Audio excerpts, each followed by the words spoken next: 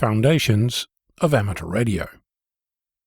13 years ago, I opened my mouth to express my thoughts on what to do with an amateur license, after hearing an operator complain they needed more power to talk to a station across 600 kilometres, whilst I used the same 10 watts to communicate with a station nearly 15,000 kilometres away. In all, I've shared my thoughts some 700 times, documenting my journey through this majestic hobby, describing what I've been up to, reporting my successes and failures, sharing my observations, and making recommendations. I've built projects and attempted to start new processes. I've encouraged, cajoled, on occasion berated or applauded, as I found it. Throughout the experience, I've attempted to build this wonderful community, to inspire and to grow it. Sometimes I might even have succeeded. I could not have done this without you. So, thank you.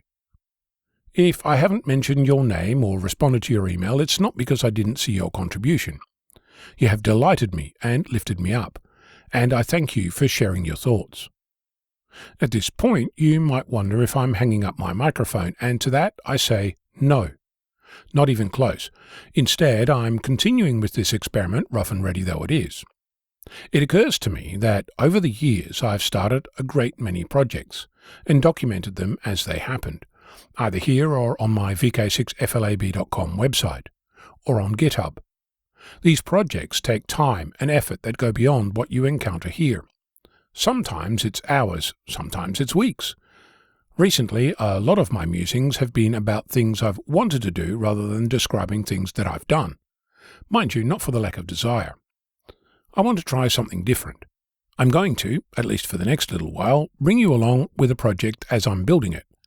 No doubt I'll get distracted by squirrels along the way, but I'm going to attempt to build something for us as a community, for amateur radio, because I want to actually do something rather than talk about it, and I need to manage my limited resources, and this way I get to build something and you get to have me sharing my thoughts. From my perspective, win-win. So, let's dive in. Amateur radio is a hobby that takes all kinds. A lot of activity is curtailed by money, or rather, lack of money.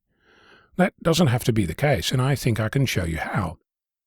That's not to say that this is going to cost nothing, but you can likely start with what you already have, and work your way up as your budget allows, rather than require a significant outlay just to get your toes wet.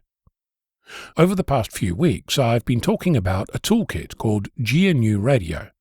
It can be used to build systems that can process data, like, say, radio signals, which come in all shapes and sizes.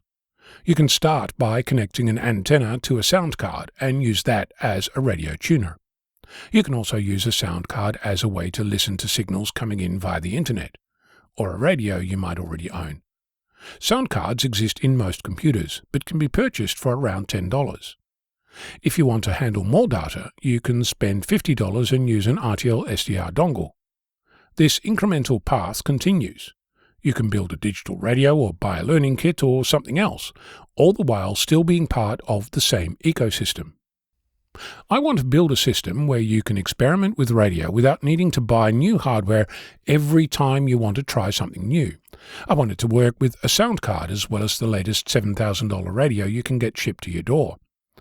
I want to do this in such a way that we can start to embrace all that is possible within the realm of software. Ultimately, I want to be able to use any signal source anywhere, and GNU Radio seems ideally suited as the tool for the job. I envisage that we'll build a distributed system where signal processing and the signal itself don't have to be in the same spot, which is useful for a whole host of reasons, even though it increases the level of complexity by at least an order of magnitude. This isn't going to be easy. It's not going to be working tomorrow, perhaps not even a year from now, and as long as new radios are invented, it will never stop. But we'll see how it goes. For example, I spent a week attempting to install GNU Radio on my Macintosh, asked 2 expert groups and got nowhere. In stark contrast, I installed it on my Linux Debian workstation, and the example I tried worked out of the box. In other words, plenty of obstacles to overcome. Before I go, I'll make this explicit. I want this to be open source, so anyone can play. I haven't yet decided on which specific license to use, but I'm cognizant that there are many large companies making obscene amounts of money from the volunteer efforts of the open source community. And as one of the volunteers, I'd like to be able to pay for food and a roof over my head. I expect and appreciate your feedback, so don't be shy. I'm Ono, Victor Kilo 6 Foxtrot Lima Alpha Bravo.